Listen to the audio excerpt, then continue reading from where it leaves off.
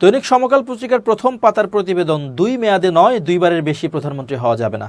এই প্রতিবেদনে বলা হয়, 2বারের বেশি কেউ প্রধানমন্ত্রী হতে পারবেন না বলে সুপারিশ করেছে জাতীয় ঐকমত্য কমিশন। প্রধানমন্ত্রী হিসেবে শপথ নেওয়ার পর সংসদের মেয়াদ পূর্তির আগেই যদি কেউ পদ হারান, সেটা একদিনের জন্য হলেও একবার প্রধানমন্ত্রীর দায়িত্ব পালন করেছে বলে গণ্য হবে। তিনি পরবর্তী সময়ে আরেকবার প্রধানমন্ত্রী হতে পারবেন। সেবারও যদি সংসদের মেয়াদ পূর্তির আগে পদ হারান, তা 2বার প্রধানমন্ত্রীর দায়িত্ব পালন করেছেন বলে গণ্য হবে। বিভিন্ন সূত্রের বরাত দিয়ে সমকালের খবরে বলা হয়েছে, রাজনৈতিক দলগুলো 2বার এবং মেয়াদের ফারাক ধরতে পারেনি।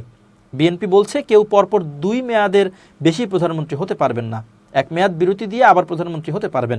জামায়াতেরও মত, 2বার নয় 2 মেয়াদের বেশি কেউ প্রধানমন্ত্রী হতে পারবেন না। গত 20 এপ্রিল বিএনপির সঙ্গে বৈঠকে ঐকমত্য কমিশন নতুন প্রস্তাব করে, জীবনে 3বারের বেশি প্রধানমন্ত্রী হতে পারবেন না, তবে টানা 2বারের বেশি প্রধানমন্ত্রী হওয়া যাবে না। 2বার প্রধানমন্ত্রীর দায়িত্ব পালনের পর বিরতি দিয়ে তৃতীয় এবং শেষবারের মতো প্রধানমন্ত্রী হওয়া যাবে। তবে এ প্রস্তাবেও একমত হয়নি বিএনপি।